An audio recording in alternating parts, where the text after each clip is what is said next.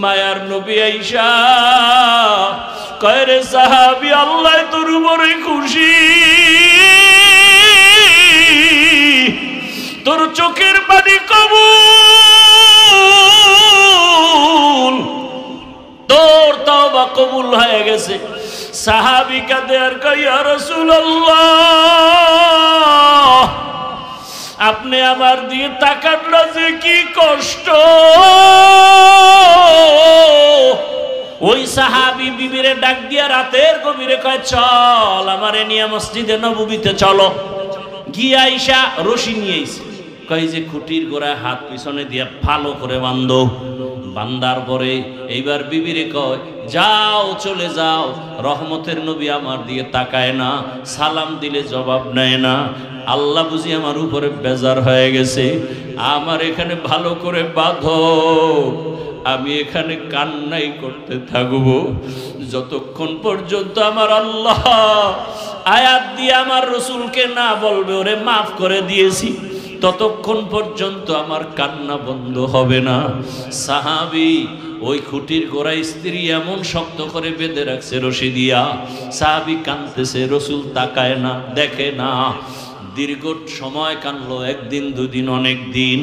এক পর্যায়ে আল্লাহ কয় জিবরাইল যাও যাও আয়াত নাজিল করে দাও, ওই খুঁটির গোড়ায় যে সাহাবী কান্না করে ওরে মাফ করে দিলাম, রসুলের জানায় দাও। মায়ার নবী আয়েশা কয় রে সাহাবী আল্লাহ তোর উপরে খুশি, তোর চোখের পানি কবুল, তোর তওবা কবুল হয়ে গেছে। সাহাবী কাঁদে আর কয় ইয়া রাসূলুল্লাহ আপনি আমার দিয়ে তাকান যে কি কষ্ট।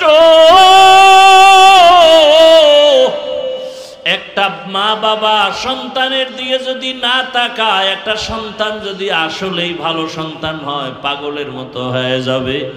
মা আমার দিয়ে তাকায় না কেন, বাবা আমার দিকে তাকায় না কেন, একটা ভালো ছাত্র দেখবে আমার শিক্ষক আমার দিয়ে তাকায় না কেন, কঠিন মনে কষ্ট বেয়াদবি হয়ে গেছে। ভালো ছাত্র চেষ্টা করবে দ্রুত ক্ষমা নিয়ে নেওয়ার। সাহাবী কাঁদতেছেন ইয়া রাসূলুল্লাহ আল্লাহ আমারে মাফ করছেনি, বলে হ্যাঁ করেছে। আয়াত চলে আসছে। এবার সাহাবী বলেন ইয়া রাসূলুল্লাহ আপনি একটু খুলে দেন, না হয় আমি তৃপ্তি পাবো না। রহমতের নবী রশি খুললেন। সাহাবী চোখের পানি, কি পরিমাণ কান্নার আওয়াজ। ওই খুঁটির উপরে আজও লেখা আছে সতুনে তওবা, তওবার খুঁটি। আল্লাহ পাক আয়াত দিয়া ওই সাহাবীর তওবা কবুল করে ফেলেছেন। ওরে বাবারা, বয়ান সারা রাত করলেও কি লাভ হবে যদি ফজরের নামাজে মসজিদে না থাকো রে বাবা। ও যুবকেরা, ও বৃদ্ধ বাবাজিরা, পর্দার আড়ালের মা বোনেরা, আরে বয়ান সারা জীবন করলেও কি লাভ হবে? ভালো করে বুঝেন। এতক্ষণ যে বয়ান শুনাইলাম, একবারও আমি আপনাদেরকে টুপি দেওয়ার জন্য জোর তাকিদ দেই নাই। আমি এ কথা কিন্তু বলি নাই তাবলিগে না গেলে জাহান্নামে যাবেন, পীরের কাছে না গেলে জাহান্নামে যাবেন, স্কুল কলেজ বাদ দিয়ে মাদ্রাসায় ঢুকতে হবে, একবারও বলি নাই। বরং বলি ও যুবক বাবারা, তুমি স্কুলে পড়ো, কলেজে পড়ো, চাকরি করো, ব্যবসা করো, তুমি যাই করো না কেন বাধা নাই। তুমি ডাক্তার হও, ইঞ্জিনিয়ার হও, প্রফেসর হও, এমপি মন্ত্রী হও, ওসি ডিসি হও, এসপি হও, তবে দাবি আমার বেয়াদব হইও না রে বাবা। অনেক বাবারা বলবা হাফিজ ভাই বেয়াদব হব না, ডাক্তার হব, তার ব্যাখ্যাটা কি হবে? ব্যাখ্যা হলো 3 জায়গায় বেয়াদবি করবা না। খোদার কসম করে বলি, 3 জায়গায় বেয়াদবি যদি করো মরার আগে তুমি ধ্বংস হয়ে যাইবা। 1 নাম্বার জায়গা মা বাবা, বেয়াদবি করলে মরার আগে তোমার জীবন ধ্বংস। দ্বিতীয় জায়গা শিক্ষক, শিক্ষকের সাথে বেয়াদবি করলে তোমার জিন্দেগি বরবাদ। 3 নাম্বার জায়গা ওলামায়ে কেরাম, মুরব্বী, এদের সাথে যদি বেয়াদবি করো মরার আগে জুতার বাড়ি তোমার শুরু হবে, শান্তি কোথাও তুমি পাইবা না। অতএব তুমি ডাক্তার হও, ইঞ্জিনিয়ার হও, প্রফেসর হও, যাই হও না কেন, মা বাবার দোয়া না নিয়ে চলিও না, শিক্ষকের দোয়া নিয়ে চলো, বেয়াদবি করিও না। ওলামায়ে কেরামের দোয়া নিয়ে চলো, বেয়াদবি করিও না রে বাবা, পেছন থেকে তওবা করে নাও। দুনিয়াবি স্বার্থ নাই। সব জায়গায় উদাহরণটা দেই 1 মিনিটে। সরকারি চাকরি যারা করে, বেসরকারি করে, প্রতিদিন ডিউটি কত ঘন্টা? কত ঘন্টা? 8 ঘন্টা ডিউটি। মাসে বেতন নিম্নে কত? 20,000। টেবিলের নিচে আরো কত মুক্তার দানা তো আছেই। ডিউটি 8 ঘন্টা, 20,000 নিম্নে বেতন। বলেন তো আপনারা নিজেরাই, আপনাদের মসজিদগুলোর ইমাম সাহেবদের ডিউটি কত ঘন্টা? বলেন, বেতন কত? বলেন তো, এর থেকে জুলুম পৃথিবীতে আর কি হতে পারে? তা তো রিমান্ডে রাখে, রিমান্ডে ইমামরে, রিমান্ডে। এক ওয়াক্ত নামাজে না থাকলেই রিমান্ড শুরু। রিকশাওয়ালা কয় গেছিলেন কই? ইমাম সাহেব কয় কে তুমি? বলে রিকশাওয়ালা। পাওয়ার কত? এত কেন পাওয়ার? 5 টাকা বেতন দেই, সেই পাওয়ার। এরকম বেয়াদব আছে না নাই? আল্লাহ বিবেক দিছে, বিবেকের সাথে বেঈমানি করিয়েন না। আপনি মানেন আর না মানেন, সত্য কথাটা স্বীকার করিয়েন, বিবেক দিয়ে স্বীকার করিয়েন, বেঈমানি করেন না। এরপরও কি কোনো আলেম কারো গালি দেয়, বরদোয়া করে? মোনাজাতটা দিয়ে দোয়া করে, আল্লাহ এলাকায় শান্তি দাও, ব্যবসায় বরকত দাও, কবরওয়ালাদের জান্নাত দান করো, অসুস্থদের সুস্থ বানাও। এরপরও কিন্তু ইমাম সাহেব না খাইয়া কান্দে না, করোনায় ভিক্ষা করে নাই। তুমি লক্ষ টাকা কামাই করে যা বরকত না পাও, একজন ইমাম 5,000 টাকায় তার থেকে বেশি বরকত পায়। মনে আসেনি? কি কুত্তায় বাচ্চা দেয় 5টা, গরুতে দেয় 1টা, জনমের মতো গরু খায়, কুকুর কেউ খায় না, এরপরও গরু বেশি কেন? তুমি লাখ কোটি টাকা কামাই করো, বরকত নাই, ইমামের 5,000 টাকায় বরকত কেন? ওই প্রশ্নের যেই জবাব, এই প্রশ্নের সেই জবাব। তোমার বুঝ নাই। কেমনে বুঝবা? যদি 3 বেলা খাই আবার গাঞ্জা টানো, বিড়ি টানো আর মদের বোতল লইলে তো উপায় নাই। তোমার মেধা ঠিক থাকবে কিভাবে? তুমি 24 ঘন্টা চোখ দিয়ে করো জেনা, মোবাইলটা খুললেই উল্টা পাল্টা বেগানার চেহারা দেখো, হ্যাঁ, কবিরা গুনাহ করো চোখের দ্বারা, অন্তরের মধ্যে ধ্যান কার ক্ষতি করবা? এক জায়গায় বসলেই কি বল, অমুকে খারাপ, অমুকে খারাপ। তুমি খারাপ এটা বলবে কে? তুমি যে বউর হক আদায় করো না, তুমি যে ছেলে মেয়ের হক আদায় করো না, তুমি মালিক হইছো, কর্মচারীর হক আদায় করো না, টাইম মতো বেতন দাও না। ইসলাম কয় ঘাম ঝরার আগে বেতন দাও। আন্দোলন হবে কেন? বেতনের জন্য। তুমি তোমার ভাই বোনের হক আদায় করো না, মায়ের হক আদায় করো না, বাবার হক আদায় করো না। আল্লাহর কসম, তুমি যদি জনগণের দায়িত্ব নাও, ক্ষতি ছাড়া কোনো উপকার হবে না। তুমি মাইয়া ফোলার হক আদায় করো না, বউয়ের হক আদায় করো না, মা বাবার হক আদায় করো না, প্রতিবেশীর হক আদায় করো না, তুমি শিক্ষক ছাত্রের হক আদায় করো না, তুমি ইমাম মুসল্লির হক আদায় করো না। আল্লাহ তোমারে দেশের ক্ষমতা দিবে। আল্লাহ, মানুষ জানে তুমি বুজুর্গ, আল্লাহ তো জানে তুমি সারা রাত মোবাইলে আকাম করো। আল্লাহ জানে না? আল্লাহ, মানুষ জানে আমি হাফিজুর রহমান কত বড় বক্তা, আল্লাহ জানে আমি ঠিক মতো পর্দা করি না, ঠিক মতো নামাজ পড়ি না। কে জানেন? ওই ফলাফল ওইভাবে আসবে, আপনাদের দোয়ায় কাম হইতো না। যদি আল্লাহর কাছে ঠিক মতো চলতে পারি, তাহলে আল্লাহ মানুষ তৈরি করে দিবে আমাকে ভালোবাসার জন্য। আমার কেউ টাকা দিয়ে ভালোবাসা আনা লাগবে না, আর টাকা দিয়ে ভালোবাসা আনলে পরিণাম ফলে জুতা। আর আল্লাহ যারা অন্তরে মোহাব্বত তৈরি করে দিবেন, এটা হলো আসল। কি এই যুবক আর যুবতী প্রেম প্রীতি করে না, ওকে ভালোবাসাটা কি টাকার বিনিময়? মায়ে যদি বুঝায় ভালো মাইয়া এনে তুমি, আমার পেতনি ভালো, কি প্রয়োজনে ফাঁসির মঞ্চে যাব, ট্রেনের তলে ভিড়ে মরবো, তারপর ওই ফেতনি ছাড়বো না। মা তোমারে ছাড়তে রাজি, বাবারে ছাড়তে রাজি, সব ছাড়বো, এই মেয়েকে ছাড়বো না। মেয়ে বলে ছেলেরে ছাড়বো না। এটা টাকার ভালোবাসা? হ্যাঁ, এই ভালোবাসা টাকা দিয়ে হয় না। ভালোবাসায় মানুষ অন্ধ হয়ে যায়। ভাইরা আমার, দুনিয়া বুঝলা আখেরাত কেন বুঝো না? আল্লাহ বুঝ আমাদের সহি বুঝ দান করে। বুঝ ঠিক হয়ে গেলে আর বেশি বয়ান লাগবে না, ঠিক না? একজনের বুঝটা ঠিক হয়ে গেলে সে যদি স্কুলে পড়ে দেখবেন দাড়ি রেখে দিছে। বিষয় কি রে, স্কুলে ফিরে দাঁড়িয়ে রেখি, আমার বুঝ হয়ে গেছে, এটার মধ্যেই শান্তি। বুঝটা ঠিক হয়ে গেলে কলেজের প্রফেসর নামাজ শুরু করে দিছে। আর একজন কইতেছে নামাজ পড়ে কোনো লাভ নেই। র্যাব, আর্মি, পুলিশ, বিডিআর এর চাকরি করে, নামাজ পড়ে নাই। বুঝ ঠিক হয়ে গেছে তো নামাজ ধরে ফেলেছে, তোল ফালায় দিছে। না, এর মধ্যে শান্তি নাই। নামাজে শান্তি, হারামে শান্তি নাই, হালালে শান্তি। বুঝ ঠিক হয়ে গেছে, লাইন ঠিক হয়ে গেছে। দুনিয়ার মানুষ দিন বদলায়, দিন ব্যানার টানায়, পত্রিকায় স্লোগান দেয়, দিনকে বদলে দাও। কি বদলে দাও? দিনকে বদলে দাও। আর সমস্ত আলেমের কাজ হলো না না, কিয়ামত পর্যন্ত দিন বদলালে উন্নতি আসবে না। দিল বদলাও, দিল দিল দিল। কি বদলাও? দিল বদলাও, দিলকে বদলে দাও। যখন দিলের রং বদলে যাবে তখন দিন এমনিই বদলায় যাবে।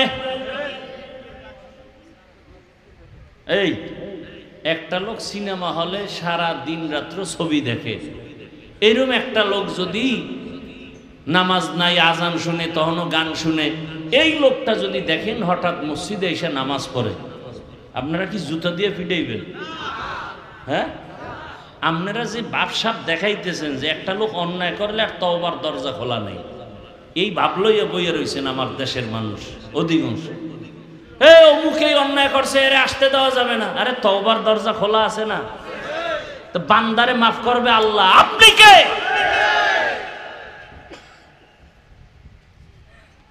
একটা লোক বিএনপি করত, আওয়ামী লীগ করত, জাতীয় পার্টি করত, সে যদি এখন ইসলামের ছায়াতলে আসে, সমস্যা?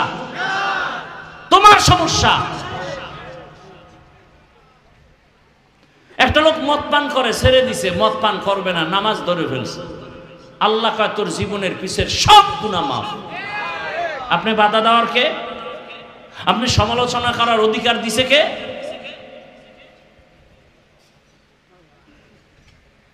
বরং দোয়া করা দরকার মুমিন হিসেবে, আল্লাহ পরিপূর্ণ হেদায়েতের দৌলত দাও, গুনাহ থেকে আজীবন আমাদের মুক্তি দান করো, গুনাহের প্রতি ঘৃণা জমায়া দাও। এই দোয়া করা উচিত না? রহমতের নবী কত দিলওয়ালা রাসূল আমার, কেমনে বলবো একদিনে এত কথা? মন মানসিকতাও আপনাদের লাইনে নাই। রহমতের নবী বাইতুল্লাহর পাশে বসে বড় বড় বড় বড় মাথাওয়ালা জ্ঞানীদের বয়ান দিতেছে, চুপচাপ বসে বসে। নবীর তামান্না কি, যদি একটু বুঝাইসা কালেমা পইরেই ফালায়, তাহলে ইসলামের লাভ না ক্ষতি? ভালো করে বুঝেন ঘটনা। হঠাৎ করে পিছন থেকে একজন অন্ধ দুর্বল সাহাবী লাঠি দিয়া টোকায় টোকায় আসছে পিছন থেকে, হালকা আওয়াজে রসুলকে সালাম দিলেন। সালাম দিছে, রসুল একটু তাকাইয়া জবাব দিয়ে আবার এদিকে ফিরছে। সাহাবী অনেকক্ষণ পর্যন্ত একটা কোনায় গিয়া চুপচাপ বসে আছে, রসুলের মোহব্বত করে, সম্মান করে, বেয়াদবি যেন না হয়, কিন্তু আল্লাহর কাছে পছন্দ হয় নাই। দয়াময় আল্লাহ জিব্রাইলের পাঠায় খায়, যাও রসুলকে তাড়াতাড়ি আমার ওই অন্ধ সাহাবীর দিকে তাকাইতে বলো, ওদিকে নজর দিতে বলো, ওই মাথাওয়ালার দাম আমার কাছে মোটেও নাই।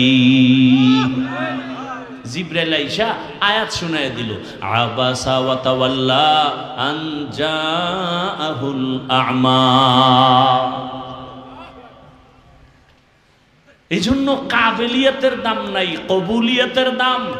যোগ্যতা তো আছে আপনার, অনেক ডিগ্রি ফিগ্রির অভাব নাই, কিন্তু আপনি মায়ের সাথে করেন বেদবি, বাবার সাথে বেদবি, শিক্ষকের সাথে বেদবি, আপনি যোগ্যতার সার্টিফিকেট দিয়ে পানি খাবেন? কাবিলিয়তের দাম নাই, কবুলিয়তের দাম। যোগ্য ব্যক্তি আছে অনেক, কিন্তু অভিজ্ঞতা নাই, এজন্য মানুষের কাছে গ্রহণযোগ্যতা নাই। আর একটা সাধারণ মানুষ শিক্ষাগত যোগ্যতা কম, কিন্তু দিল ভালো, মানুষের আপন বানায় নেয়, সবাই তারে ভালোবাসে, নম্র ভদ্র, ব্যবহার অনেক সুন্দর, মানুষ তাকে গ্রহণ করে। ওর যোগ্যতা কি পরিমাণ লেখাপড়া করছে ও দেখার দরকার নেই, লোকটার ব্যবহার ভালো, আদব আছে, নম্রতা আছে, ভদ্রতা আছে, এটা আমাদের ভালো মানুষ। ভাইরা আমার, আল্লাহ বললেন, হে রাসূল, আমি দুনিয়াতে আপনাকে পাঠাই নাই, হ্যাঁ পাঠিয়েছি জগৎ সমূহের রহমত করে। জগৎ সমূহ, এখানে অনেকে তর্জমা করে উভয় জগতের জন্য রহমত হিসেবে, আমি তর্জমা করেছি জগৎ সমূহের রহমত হিসেবে। উভয় জগৎ বলতে বোঝায় দুনিয়ার জগৎ, পরকালের জগৎ। আসলে তো আরো জগৎ আছে, রুহের একটা জগৎ আলাদা, মায়ের গর্ভের একটা জগৎ আলাদা, দুনিয়ার জগৎ আলাদা, হাসরের মাঠের আগে আর একটা জগৎ আছে বরজাখ, অর্থাৎ মরার পরে হাসরে উঠার আগের যেই জগৎটা, এটা হাসরের জগৎ না, এটা আলমে বরজাখ বলে। ভাইরা আমার, হাসরের মাঠের এক জগৎ, জান্নাতে ঢুকলে আর এক জগৎ, জাহান্নামে ঢুকলে আর এক জগৎ।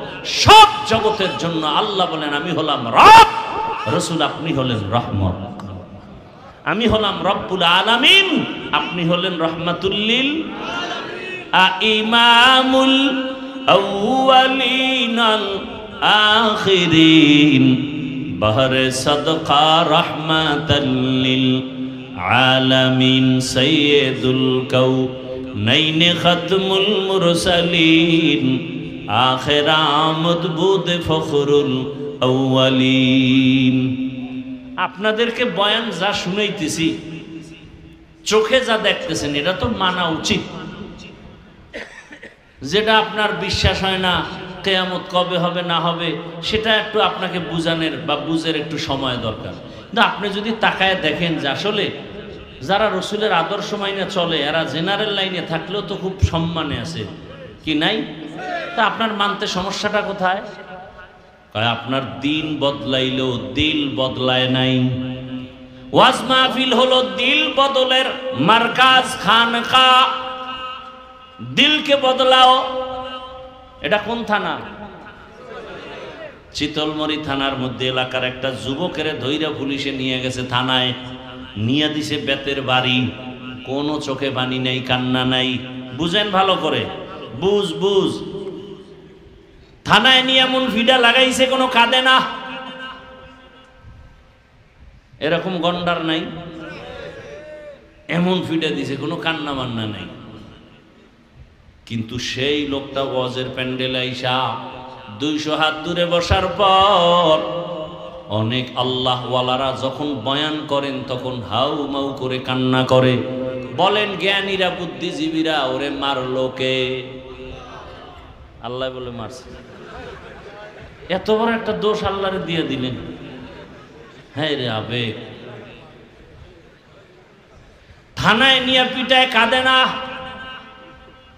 ওয়াজের প্যান্ডেলে বসিয়া অনেক দূরে বৈশা এক যুবক হাউ মাউ করে কান্না করে। চিন্তা করেন তো, ওরে ভিড়াইয়াও কান্না আনা যায় না, আর ওয়াজের প্যান্ডেলে কাঁদতেছে। বুঝেন এই প্যান্ডেলের দাম কত? কত দাম এই প্যান্ডেল? এটা এখন আল্লাহ পাকের আরশে আজিমে বেহেশতের বাগান। যতক্ষণ এই প্যান্ডেলটা থাকবে, প্যান্ডেল মানে কি, মজলিসটা থাকবে, ততক্ষণ অনবরত রহমত অবতীর্ণ হবে। সুবহানাল্লাহ। না জিভ দিয়ে খালি গীবত করবেন, গালাগালি করবেন, বিড়ি টানবেন, তো সুবহানাল্লাহ আসবে কিভাবে? গীবত করা হারাম, গালি দেওয়া হারাম, মিথ্যা বলা হারাম। আমি বক্তা বয়ে বয়ে হারাম কাজ করতেছি, এক জায়গায় বইলেই গীবত, মিথ্যা, নিজের দোষের কোনো শেষ নাই, নিজে বউর হক আদায় করি না এ নিয়ে চিন্তা নেই, এ দোষের চিন্তা কি করবে, সন্তানের হক আদায় করি না, আমি ইমাম মুসল্লির হক আদায় করি না, আমি বক্তা শ্রোতার হক আদায় করি না, আমি টিচার শিক্ষক ছাত্রের হক আদায় করি না, এ নিয়ে কথা বলবে কে? বইলেই অমুকে খারাপ, অমুকে খারাপ, আমি যে এত খারাপ এ চিন্তা কখন করব? এজন্যই তো ওমরে ফারুক রাদিয়াল্লাহু তাআলা এই মোনাজাতটা দিয়েই দিমু, দিয়া তো দিমু, বাকি এখনই দিয়া দিমু, ডিস্টার্ব করলে। উঠা বসার ব্যারাম থাকলে ঢুকছেন কেন? কত মানুষ এই যে সাইডে দাঁড়ানো আছে, পিছন দিয়ে যাই যদি বিড়িটা নেই, আমি দেখবো ঝামেলাও নেই, বিড়িটাই না আবার আওয়াজ শুনবো, ঝামেলা নেই। ভিতরে ঢুকছেন কেন আর বের হন কেন? নিজের ক্ষতি কেন করেন? অন্যের ক্ষতির কারণ কেন হন? ভালো মানুষ হইতে পারলেন না? রহমতের নবী বলেন খায়রুন নাস, ভালো মানুষকে জানুনি, মাইয়ানফাউন নাস, দুনিয়াতে ভালো মানুষ ওই ব্যক্তি যার দ্বারা অন্যের উপকার হয়, কেউ ক্ষতির মধ্যে পড়ে না, এ হলো ভালো মানুষ। আমার দ্বারা আমার সন্তানের ক্ষতি হয় না, আমার কারণে স্ত্রীর ক্ষতি হয় না, আমার কোনো আচরণে আমার মা বাবার কষ্ট যায় না, জবানের দ্বারাও কারো ক্ষতি হয় না, আমার হাতের দ্বারাও কারো ক্ষতি হয় না। বুঝা গেল রসুলের হাদিস মতে আমি ভালো মানুষ যদি আমার দ্বারা ক্ষতি না হয়, আমার হাতের দ্বারা, আমার লেখার দ্বারা, আমার কথার দ্বারা, আমার চাহনির দ্বারা। এই যারে দেখা দেওয়া জায়েজ নাই, একটা বেগানা নারী তুমি দেখতেছো, তাকাইয়া তাকাইয়া চোখ দিয়া তার ইজ্জত নষ্ট করতেছো চোখের দ্বারা, কথা ঠিক না? তুমি চোখ দিয়ে জেনার মজা নিতেছো, তার ইজ্জত নষ্ট করতেছো, বাস। তাহলে আমার দ্বারা, আমার চোখের দ্বারা অন্যের ক্ষতি, জবানের দ্বারা অন্যের ক্ষতি, হাতের দ্বারা অন্যের ক্ষতি, গীবতের দ্বারা অন্যের ক্ষতি, মিথ্যা বলার দ্বারা অন্যের ক্ষতি। দেখেন তো কতটা ক্ষতির মধ্যে আমি আছি। এখানে বহু আল্লাহর বান্দারা মাঠে ময়দানে আছেন, আপনার আচরণে আপনার মা বাবা কি কষ্ট পায় নাই? স্ত্রী এটা তো খালি লাডি রেডি, কথা কইলি বিসমিল্লাহ ছাড়া। তাহলে এবার বুঝেন তো, আপনি নিজের ঘর সামলাইতে পারেন না, আপনি ভালো মানুষ তো আপনার স্ত্রীর কাছে ভালো হইলেন, আপনি ভালো, আপনি সন্তানের কাছে ভালো বাবা হয়েছেন। যেদিন সন্তানের কাছে ভালো বাবা হতে পারবেন, যেদিন স্ত্রীর কাছে ভালো স্বামী হতে পারবেন, যেদিন ছাত্রদের কাছে আদর্শ শিক্ষক হতে পারবেন, যেদিন মুসল্লিদের কাছে উত্তম ইমাম হতে পারবেন, তখন আপনি ধারণা করবেন আপনি ভালো, এর আগে ভালো ধারণা করবেন না। কিন্তু আমরা তো ডিগ্রি লাগাই, আমার নামটা বড় করে পোস্টারে দাও, আল্লামা লাগাও, ডিগ্রি বাড়াও। এই জন্য আবু হুরায়রা রাদিয়াল্লাহু তাআলা আনহুর হাদিস, কিয়ামতের ময়দানে সবার আগে 3 ব্যক্তি জাহান্নামে যাবে। সবার আগে 3 জন কই যাব? সবার আগে 3 জন জাহান্নামে। একজন হবে যেই 3 জনের ব্যাপারে দুনিয়ার জ্ঞানীরা বলে সে বিনা হিসাবে জান্নাতি। এই মধ্যে একজন হলো গলা কাটা, ইসলাম টিকায় রাখার জন্য যে শহীদ হয়ে গেছে, সে সবার আগে জাহান্নামে। আর একজন মাওলানা আলেম জাহান্নামে সবার আগে। আর একজন দান সৎকা করছে মাদ্রাসা মসজিদে, জাহান্নামে যাবে, একেবারে জাহান্নাম। এই জন্য কি আবার দান সৎকা করবেন না? কি কোন শহীদ যাবে জাহান্নামে, কোন আলেম যাবে জাহান্নামে, কোন দানবীর যাবে, এটা আবার ভিন্ন আলোচনা। বাকি আপনারা ইখলাস নিয়ে দান করবেন, অল্প দান করলেও কোটি টাকার বরকত। বরকতের ওয়াজ করছি না শুরুর থেকে, কোটি টাকা আর ইমামের 5000 টাকায় বরকত আছে না নেই? আছে। আপনি যদি হালাল টাকা থেকে 5 টাকা দেন, এটার অনেক বরকত। এই মাদ্রাসা এইটা মাদ্রাসা, বিশাল মাদ্রাসা, আপনাদের অনুদানে চলবে। আচ্ছা, এই দানের রাস্তা যদি আল্লাহ বন্ধই করে দিতেন, কোরআন হাদিসে যদি দানের ফজিলত না থাকতো, তাহলে যারা আলেম ওলামা হইছে এরা নাইলে কিলটিল খাইয়ে জান্নাতে যেত। আপনাকে উপায় কি? অথচ রসুলের স্পষ্ট হাদিস, আমি মাওলানা হইয়া যেই বরকত পাবো, আমাকে টাকা পয়সা দান করিয়া যে একটা জামা বানাই দিছে, একটা কিতাব কিনে দিছে, একটা মশারি কিনে দিছে, একবেলা খানা খাওয়াইছে, আল্লাহ আপনাকেও সেই সম্মান, সেই মর্যাদা আখিরাতের ময়দানে দান করুন।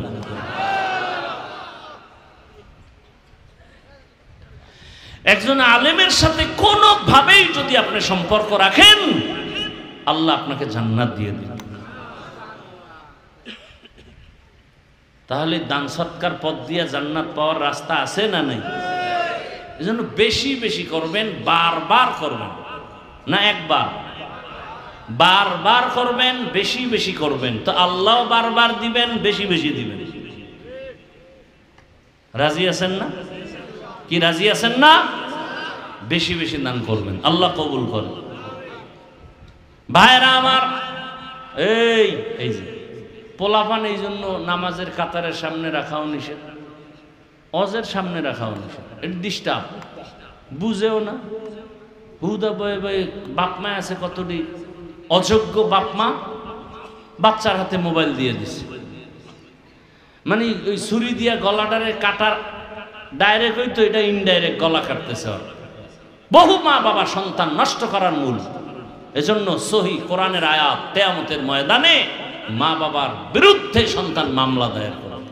সূরা আহজাব ৬৭ নম্বর আয়াত, রব্বানা ইন্না আতা'না ওয়া সাদাতানা ওয়া কুবারানা ফাআদাল্লুনাস সাবিলা।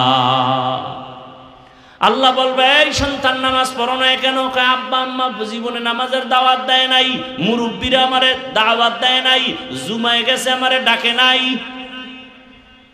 সকালবেলা টেলিফোন কইরা বাবায় দোকানে গিয়া বলছে, আমার আম্মুরে, আমার বাবা ঘুম থেকে উঠছে নি, নাস্তা দিছনি?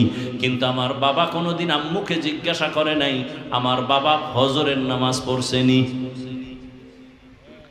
এবার ফিটা শুরু হবে। আল্লাহ কইবে, তাই তোরে বিবেক দিছিলাম, তুই এটা ঠিক করে চলবি না? তোর বিবেক দিয়ে তুই সঠিক রাস্তা নিলি না কেন? তখন বলবে তো ভুল হয়ে গেছে। তখন আল্লাহ বলবে, তোর বিবেকের বিচার হবে। কোরআনের আয়াত, ইন্নাস সামআ ওয়াল বাসারা ওয়াল ফুআদ কুল্লু উলাইকা কানা আনহু মাসউলা। সন্তান তখন একটা আবদার করবে, আল্লাহ, যেই মা বাবার দুর্বলতার কারণে টোটালটা বেঈমানের রাস্তায় চলে গেছি, আজকে ফিডা খামু, আমার একটা দাবি, আমারে যা দিবা তার ডবল ফিডা মা বাবাকে দিতে হবে। কোরআনের আয়াত, রব্বানা আতিহিম যিফাইনি মিনাল আযাব ওয়ালআনহুম লা'নান কাবীরা। আমারে যদি তুমি শাস্তি যা দাও তার ডবল আমার মা বাবাকে দাও, মুরব্বীকে দাও। ও যারা মা বাবা হইছেন, খুব সেজদা দিয়ে কপাল খালা করলে কি হইব? পোলায় সুদের টাকায় ব্যবসা করে, পিঠে ছালা বাঁধে কবরে যায়। এই জন্য বললাম, সন্তানের কাছে আদর্শ বাবা হন, স্ত্রীর কাছে আদর্শ স্বামী হন, তাই না? আপনি ভালো মানুষ, আল্লাহ আমাকেও কবুল করেন, আপনাদেরও কবুল করেন। দেখছেন, আমিনটা পর্যন্ত বলতে টেনশনে পড়ছে যে কোনটা হইয়া বিপদে পড়ি। ভালো বাবা হইবে আদর্শ, এই জন্য বলছে আমিন বলতে, বলে নাই। ভালো আদর্শ স্বামী হবে, এই জন্য বলছে আমিন বলতে, বলে নাই। কপাল বড় খারাপ। এই জন্য আল্লাহ কোরআনে বলছে তো, বান্দার নিজের ভাগ্য যদি নিজে পরিবর্তন না করে তো আল্লাহ করে না। আপনার ভাগ্য আপনাকে পরিবর্তন আনতে হবে। আপনি দরজায় গিয়ে ধাক্কা দিলে না দরজা খুলবে, ধাক্কা না দেওয়ার আগে তো খুলবে না। আপনি আল্লাহর কাছে চাইলেন, আল্লাহ রহমতের দরজা খুলবে, আপনি তো চান না। ওয়ামা আরসালনাকা ইল্লা রাহমাতাল লিল আলামিন। মোনাজাত দিয়ে যাবেন না তার আগেই যাবেন? অনেক বুজুর্গ আছে, এগো কোনো গুনাহ টুনা নাই, এরা ঘন্টাকে ঘন্টা বয়ান শুনবে, মোনাজাতের আগে দৌড়। এগো মোনাজাত লাগে না, কারণ গুনাহ থাকলে না দোয়া করবে। অথচ বোঝা উচিত, এত বিশাল ময়দান, এতগুলো আল্লাহর বান্দারা আমিন বলবে, এই আমিনের সাথে যদি আমারটাও কবুল হয়, আমার মতো ধন্যকে। এতগুলো মানুষ নিয়ে তো বাবার জন্য দোয়া করার সুযোগ পাই নাই, মায়ের জন্য দোয়া করার সুযোগ পাই নাই, এতগুলো আল্লাহর বান্দা নিয়ে তো আমার পরিবারের জন্য দোয়া করার সুযোগ পাই নাই। আজকে একটা সুযোগ পাইছি, একজনের আমিন কবুল তো সবারটা কবুল। এই বরকতের দোয়া রাখিয়া বাড়ি যাওয়াটা বুদ্ধিমানের কাজ হতে পারে না। তাহলে দোয়া করে যাবেন না আগেই ভাগবেন? আগেই ভাগবেন। দেখবো আজকে কারা কারা দোয়া না করে যায়। খেয়াল রাখবেন, আল্লাহ সবাইকে হেদায়েতের দৌলত দান করে। রহমতের নবী আল্লাহ বলেন, আপনাকে জগৎ সমূহের জন্য রহমত করে পাঠাইলাম। রুহের জগতের জন্য নবী রহমত আলাদা, দুনিয়ার জগতের জন্য নবী আলাদা রহমত, কবর জগতের জন্য নবী আলাদা রহমত, হাসরের মাঠের জন্য রসুল আলাদা রহমত, জান্নাতের ভেতরে রসুল আলাদা রহমত, জাহান্নামের ভেতরে রসুল আলাদা রহমত। জান্নাতের রহমতটা বুঝতে পেরেছি, জাহান্নামের রসুল রহমত এটা আবার কেমন কথা? বুঝার জন্য সময় লাগবে, ঢুকবো না ওদিকে। শুধু দুনিয়ার জন্য নবী কেমন রহমত সেই বিষয়ে 10 মিনিট বয়ান মোনাজাত। ধৈর্য হবে? রসুল শুধু দুনিয়ার জন্য কিভাবে রহমত সেই বিষয়ে অল্প কিছু কথা, বিস্তারিত না। এবার আসেন দুনিয়ার জন্য নবী কেমন রহমত। কয় রসুল শুধু মুমিনের জন্য আলাদা রহমত, বেঈমানের জন্য আলাদা রহমত, নারীদের জন্য আলাদা রহমত, পুরুষের জন্য আলাদা রহমত, আরবিদের জন্য রহমত, আজমিদের জন্য রহমত, জঙ্গলের প্রাণীদের জন্য নবী আলাদা রহমত, সমুদ্রের প্রাণীর জন্য নবী আলাদা রহমত, উড়ন্ত পাখির জন্য নবী আলাদা রহমত, ফেরেশতার জন্য নবী আলাদা রহমত, আসমানের জন্য নবী রহমত, জমিনের জন্য নবী রহমত। ওই যে গাছ দেখেন, গাছের জন্য এক একটা পয়েন্ট আছে, প্রত্যেকটা পয়েন্টে একটা ঘটনা টানতে হবে। নবী গাছের জন্য কিভাবে রহমত বলতে গেলেই ঘটনা চলে আসবে। নবী খেজুর গাছে ট্যাক লাগাইয়া জুমার খুতবা দিতেছেন। মরা খেজুর গাছ, তাজা না মরা? রহমতের নবী সাহাবায়ে কেরাম অনুরোধ করলেন, ইয়া রাসূলুল্লাহ, নতুন মিম্বর একটা বানাইয়া খুতবা পড়েন, এটার বাদ দেন। বুখারী শরীফের ঘটনা। নবী সাহাবাদের অনুরোধে এইবার ওই খেজুর গাছের মিম্বর বাদ দিয়া নতুন বানাবেন। রহমতের নবী যখন নতুন মিম্বরের অর্ডার দিয়ে দিলেন, বুখারীর ইবারাত, সাহাবায়ে কেরাম গিয়া নবীকে বলেন, ইয়া রাসূলুল্লাহ, মানুষ যেমন কানলে আওয়াজ হয় খেজুর গাছ থেকে, মরা গাছ থেকে, তেমন কান্নার আওয়াজ কানে আসতেছে। বিশ্বাস হয়নি? দলিলের ওয়াজিবে লাভ নাই, হয় বিশ্বাস হয়? ভাইরা আমার, নবী গেলেন, গিয়া বললেন, খেজুর গাছ কাঁদো কেন? ইয়া রাসূলুল্লাহ, খেজুর গাছ কথা বলতেছে। ইয়া রাসূলুল্লাহ, আপনার বিরহের বেদনায় কান্না করি। বলো কি চাও? আমি কি দোয়া করে দেব তুমি তাজা হয়ে যাও? তোমার ভেতরে খেজুর আসবে, এলাকার উম্মত সবাই তোমার খেজুর নিবে, খাবে, দোয়া করবে। কয় না না না না, তো কি চাও? খেজুর গাছ বলে, ও রহমতের নবী, আমার এখানে জানাজা পড়াবেন, এখানেই দাফন করে দিবেন। হাসরের ময়দানে আমি জান্নাতে আপনার সাথে থাকতে চাই। ওগো নবীর উম্মতেরা,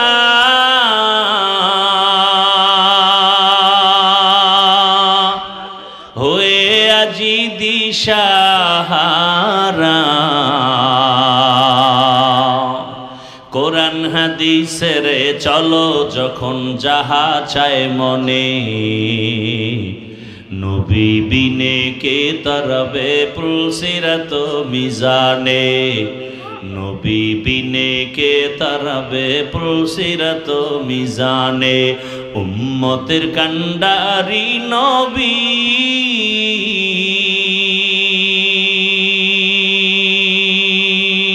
কাঁদছেন উম্মতের লাগি,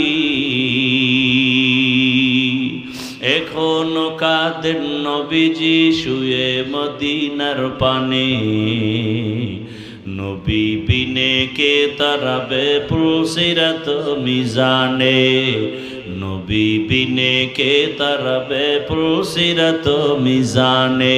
নবী আমার জীবন ভরে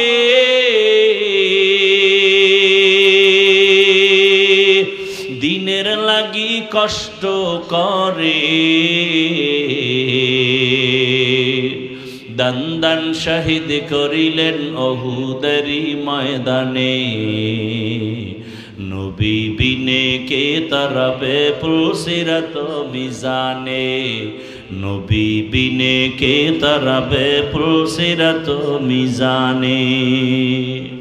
ও আমার নবীর আশিক উম্মতেরা, রহমতের নবী খেজুর গাছের দাফন করেছেন ওই জায়গায়, সেদিনও মদিনাতুল মুনাওয়ারায় দেখে আসলাম। আসরের নামাজের পরে ঢুকলাম রিয়াজুল জান্নার ভেতরে। আমাদের বাংলাদেশি বাবারা বলে, হুজুর আপনি চুপচাপ নামাজ পড়েন, 5-7 মিনিটের বেশি পুলিশ এখানে থাকতে দেয় না। আমরা বলতেছি থাকলাম, মাগরিবের নামাজ পড়লাম, ফাঁকে ফাঁকে তাকায় দেখি ওই রসুলের রওজার রিয়াজুল জান্নায় বড় বড় পিলার, রংগুলো আলাদা, অন্য পিলারের কালার আলাদা, রিয়াজুল জান্নার পিলারের কালার আলাদা, অন্য কার্পেটের রং আলাদা, রিয়াজুল জান্নার কার্পেটের রংটা আলাদা। এখানে সেজদায় গিয়েছে মজা। বাবা দুনিয়ার এমপি কেন বাদশা বানাইলো, সে মজা পাওয়া যাবে না রে বাবা। বুঝো না, তোমারে বুঝাবো কেমনে? যে কুমিল্লার রসমালাই খায় না তারে বয়ান দিয়া বুঝানো যায় না, যে রহমতের নবীর সুন্নতের আমল করে না তাকে বয়ান দিয়া বুঝানো বড় কঠিন। ওই খুঁটির উপরে উপরে আরবিতে লেখা আছে, আজও লেখা আছে সতুনে উস্তুনে হান্নানা, অর্থাৎ এই খুঁটিটা উস্তুনে হান্নানার খুঁটি, অর্থাৎ সেই মরা খেজুর গাছে খুঁটি যদি উঠাইয়া মাটির তলদেশে যায়, আজও সেই খেজুর গাছ এখনো সেখানে পাবে। রসুলের ওয়াদা মতো হাসরের ময়দানে সে জান্নাতে থাকবে। বুখারী শরীফের ঘটনা। ওই খুঁটির মধ্যে একটাই লেখা আছে সতুনে আয়েশা, আর এক খুঁটিতে লেখা আছে সতুনে তওবা। দৌড়ে গেলাম, ওখানে যায় 2 রাকাত নামাজ আদায় করলাম। সতুনে আয়েশা, যেই খুঁটির গোড়ায় বসে বসে আম্মা জান রসুলের স্ত্রী আম্মা জান আয়েশা বেশি বেশি ইতিকাফ করতেন, নামাজ পড়তেন, কান্নাকাটি করতেন। কিয়ামত পর্যন্ত ওই খুঁটির উপরে লেখা আছে সতুনে আয়েশা, কিয়ামত পর্যন্ত থাকবে। একজন সাহাবীর উপরে কোনো একটা আদেশ অমান্য করায় রসুল বেজার হয়ে কথা বন্ধ করে দিছে। ওই সাহাবী বিবিরে ডাক দিয়া রাতের গভীরে কয়, চল আমারে নিয়ে মসজিদে নববীতে চলো। গিয়ে আয়েশা রশি নিয়ে আইছে, কয় যে খুঁটির গোড়ায় হাত পিছনে দিয়ে ভালো করে বান্ধো। বান্দার পরে এইবার বিবিরে কয়, যাও চলে যাও, রহমতের নবী আমার দিয়ে তাকায় না, সালাম দিলে জবাব নেয় না, আল্লাহ বুঝি আমার উপরে বেজার হয়ে গেছে, আমার এখানে ভালো করে বাঁধো, আমি এখানে কান্নাই করতে থাকবো যতক্ষণ পর্যন্ত আমার আল্লাহ আয়াত দিয়ে আমার রসুলকে না বলবে ওরে মাফ করে দিয়েছি, ততক্ষণ পর্যন্ত আমার কান্না বন্ধ হবে না। সাহাবী ওই খুঁটির গোড়ায় স্ত্রী এমন শক্ত করে বেঁধে রাখছে রশি দিয়া, সাহাবী কাঁদতেছে, রসুল তাকায় না, দেখে না। দীর্ঘ সময় কানলো, 1 দিন 2 দিন, অনেক দিন। এক পর্যায়ে আল্লাহ কয়, জিব্রাইল যাও যাও আয়াত নাজিল করে দাও, ওই খুঁটির গোড়ায় যে সাহাবী কান্না করে ওরে মাফ করে দিলাম, রসুলের জানায় দাও। মায়ার নবী আয়েশা কয়, রে সাহাবী, আল্লাহ তোর উপরে খুশি, তোর চোখের পানি কবুল, তোর তওবা কবুল হয়ে গেছে। সাহাবী কাঁদে আর কয়, ইয়া রাসূলুল্লাহ, আপনি আমার দিয়ে তাকাতটা যে কি কষ্ট, একটা মা বাবা সন্তানের দিকে যদি না তাকায়, একটা সন্তান যদি আসলেই ভালো সন্তান হয়, পাগলের মতো হয়ে যাবে। মা আমার দিকে তাকায় না কেন, বাবা আমার দিকে তাকায় না কেন, একটা ভালো ছাত্র দেখবে আমার শিক্ষক আমার দিকে তাকায় না কেন, কঠিন মনে কষ্ট বেয়াদবি হয়ে গেছে। ভালো ছাত্র চেষ্টা করবে দ্রুত ক্ষমা নিয়ে নেওয়ার।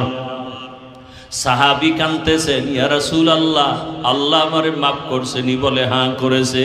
আয়াত চলে আসছে। এবার সাহাবী বলেন, ইয়া রাসূলুল্লাহ, আপনি একটু খুলে দেন, না হয় আমি তৃপ্তি পাবো না। রহমতের নবী রশি খুললেন। সাহাবী চোখের পানি, কি পরিমাণ কান্নার আওয়াজ! ওই খুঁটির উপরে আজও লেখা আছে সতুনে তওবা, তওবার খুঁটি। আল্লাহ পাক আয়াত দিয়া ওই সাহাবীর তওবা কবুল করে ফেলেছেন। ওরে বাবারা, বয়ান সারা রাত করলেও কি লাভ হবে যদি ফজরের নামাজে মসজিদে না থাকো রে বাবা। ও যুবকেরা, ও বৃদ্ধ বাবাজিরা, পর্দার আড়ালের মা বোনেরা, আরে বয়ান সারা জীবন করলেও কি লাভ হবে? ভালো করে বুঝেন। এতক্ষণ যে বয়ান শুনাইলাম, একবারও আমি আপনাদেরকে টুপি দেওয়ার জন্য জোর তাকিদ দেই নাই। আমি এ কথা কিন্তু বলি নাই তাবলিগে না গেলে জাহান্নামে যাবেন, পীরের কাছে না গেলে জাহান্নামে যাবেন, স্কুল কলেজ বাদ দিয়ে মাদ্রাসায় ঢুকতে হবে, একবারও বলি নাই। বরং বলি, ও যুবক বাবারা, তুমি স্কুলে পড়ো, কলেজে পড়ো, চাকরি করো, ব্যবসা করো, তুমি যাই করো না কেন বাধা নাই। তুমি ডাক্তার হও, ইঞ্জিনিয়ার হও, প্রফেসর হও, এমপি মন্ত্রী হও, ওসি ডিসি হও, এসপি হও, তবে দাবি আমার বেয়াদব হইও না রে বাবা। অনেক বাবারা বলবা, হাফিজ ভাই বেয়াদব হব না, ডাক্তার হব, তার ব্যাখ্যাটা কি হবে? ব্যাখ্যা হলো, 3 জায়গায় বেয়াদবি করবা না। খোদার কসম করে বলি, 3 জায়গায় বেয়াদবি যদি করো, মরার আগে তুমি ধ্বংস হয়ে যাইবা। 1 নাম্বার জায়গা মা বাবা, বেয়াদবি করলে মরার আগে তোমার জীবন ধ্বংস। দ্বিতীয় জায়গা শিক্ষক, শিক্ষকের সাথে বেয়াদবি করলে তোমার জিন্দেগি বরবাদ। 3 নাম্বার জায়গা ওলামায়ে কেরাম, মুরব্বী, এদের সাথে যদি বেয়াদবি করো, মরার আগে জুতার বাড়ি তোমার শুরু হবে, শান্তি কোথাও তুমি পাইবা না। অতএব তুমি ডাক্তার হও, ইঞ্জিনিয়ার হও, প্রফেসর হও, যাই হও না কেন, মা বাবার দোয়া না নিয়ে চলিও না, শিক্ষকের দোয়া নিয়ে চলো, বেয়াদবি করিও না। ওলামায়ে কেরামের দোয়া নিয়ে চলো, বেয়াদবি করিও না রে বাবা। পেছন থেকে তওবা করে নাও।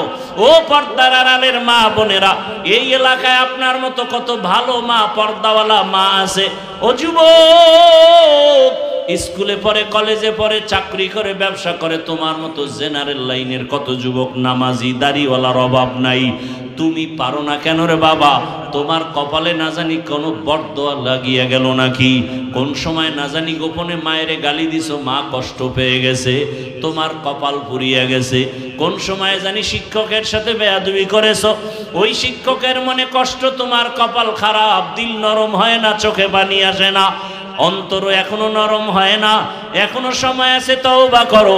মনের একটা কথাই বুঝাও, আমার মতো জেনারেল লাইনের যুবক যদি স্কুলে পড়ে, চাকরি করে, নামাজ পড়ে, আমি কেন পারবো না? ড্রাইভারি করে যুবক, নামাজ ছাড়ে না, তুমি কেন পারো না? নদীর মধ্যে মাছ ধরে, নামাজ পড়ে, কৃষি কাজ করে, নামাজ পড়ে, র্যাব, আর্মি, পুলিশ, বিডিআরের চাকরি করে, নামাজি অভাব নাই, তুমি কেন পারবা না? পর্দার আড়ালের মা বোনেরা, আপনার মতো কত মা আছে বেপর্দায় চলে না, মোবাইলে সময় নষ্ট করে না, স্বামীর মাল হেফাজত করে, খেয়ানত করে না। একটা সন্তানকে আদর্শওয়ালা সন্তান বানাবার জন্য মা মেহনত করে। মা, আপনি কেন পারবেন না? পেছনের গুনাহ থেকে আল্লাহর কাছে তওবা করেন, সন্তানটাকে ডাক্তার, ইঞ্জিনিয়ার, প্রফেসর বানান, বেয়াদব যেন না হয়। সন্তানের ব্যবহারে কোনো মা বাপ যেন কষ্ট না পায়, শিক্ষক যেন কষ্ট না পায়, ওলামায়ে কেরামের অন্তরে যেন কষ্ট না যায়। এখনো সময় আছে, তওবা করেন। ও যুবকেরা, মনে মনে আমার আল্লাহকে ডাকো। মরিয়া গেল আর নামাজ ছাড়বা না, দাড়ি কাটবা না, বেপরদায় চলবা না। আল্লাহকে বলো, হে আল্লাহ, জীবনে কত গুনাহ করেছি, মনের চাহিদা পূরণ করিয়া। মনে চাইছে নামাজ পড়বো না, পড়ি নাই, মনে চেয়েছে দাড়ি রাখবো না, রাখি নাই, মনে চাইছে সারা রাত মোবাইলে গুনাহ করব, করেছি, মনে চাইছে অন্যের উপরে জুলুম করব, করেছি। ও আল্লাহ, তুমি একবারও রাগ করে আমার উপরে পানি বন্ধ করো নাই, খানা বন্ধ করো নাই। ঘুমের ভেতরে কত মানুষ মরে যায়, পানিতে পড়িয়া কত যুবকের লাশ, ঘরের বিছানায় লাশ, গাড়ির নিচে কত মানুষ মরে যায়। ও আল্লাহ, তুমি যদি ঘুমের মধ্যে আমাকে মেরে ফেলতা কেউ বাঁচাইতে পারতো না। আল্লাহ, তুমি আমাকে বাঁচায় রাখছো। আজকে থেকে তওবা করি, আর নামাজ ছাড়বো না, দাড়ি কাটবো না, বেপরদায় চলবো না, মা বাবার সাথে বেয়াদবি করবো না, নবীর তরিকার বাইরে চলবো না, মা বাবার দোয়া নিয়া, শিক্ষকের দোয়া নিয়া, ওলামায়ে কেরামের দোয়া নিয়া নবীজির আদর্শ সুন্নাত অনুযায়ী জীবন চালাবো। তওবা করার মতো যদি কারো অন্তর তৈরি হয়, মুনাফিকি যদি না থাকে, খাঁটি তওবার নিয়ত যাদের আছে, দুটো হাত আমার আল্লাহকে দেখাইয়া দাও। আয় আল্লাহ, হাতগুলো কবুল করে নেন, তওবা কবুল করে নেন, তওবার উপরে মজবুত হইয়া চলার মতো তৌফিক দান করেন। আয় আল্লাহ, গুনাহের প্রতি ঘৃণা জমায়া দেন। আমিন। আলহামদুলিল্লাহি রাব্বিল আলামিন, ওয়াসসালাতু ওয়াসসালামু আলা সাইয়্যিদিল আমবিয়াই ওয়াল মুরসালিন ওয়া আলা আলিহি ওয়া আসহাবিহি আজমাইন। ইয়া আরহামার রাহিমিন, ইয়া আরহামার রাহিমিন, ইয়া আরহামার রাহিমিন। রব্বিরহামহুমা কামা রব্বায়ানি সগীরা। আল্লাহুম্মা ইন্নাকা আফুউন কারীম তুহিব্বুল আফওয়া ফা'ফু আন্না। اللهم إنا نسألك رضاك والجنة ونعوذ بك من سخطك والنار. اللهم ارحمني بترك المعاصي، اللهم ارحمني بترك المعاصي، اللهم ارحمني بترك المعاصي. يا حي يا حليم يا عزيز يا كريم، بحق إياك نعبد وإياك نستعين. আয় আল্লাহ, তওবার দরজা খুলিয়া তাকায়া দেখো, আমরা তওবার নিয়তে হাত উঠাইয়া দরওয়াজায় হাজির,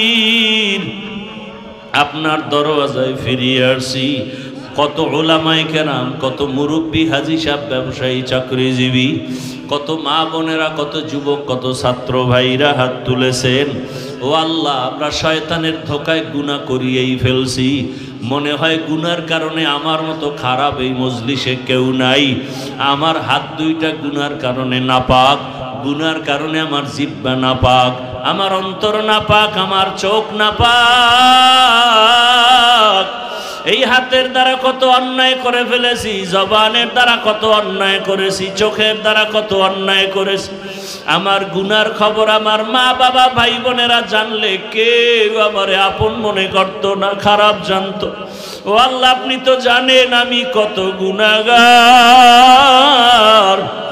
আয় আল্লাহ, আপনি জানার পরেও সম্মানের রাস্তা থেকে ফালাইয়া দেন নাই, খানাও বন্ধ করেন নাই, পানিও বন্ধ করেন নাই। রে আল্লাহ, আমরা লজ্জিত হইয়া তওবা করতে আসছি, আর গুনাহ করব না। রে আল্লাহ, আর নামাজ ছাড়বো না, দাড়ি কাটবো না, বেপরদায় চলবো না, মা বাবার সাথে বেয়াদবি করব না, শিক্ষকের সাথে বেয়াদবি করব না, উলামায়ে কেরামের সাথে বেয়াদবি করব না, নবীর সুন্নাত অনুযায়ী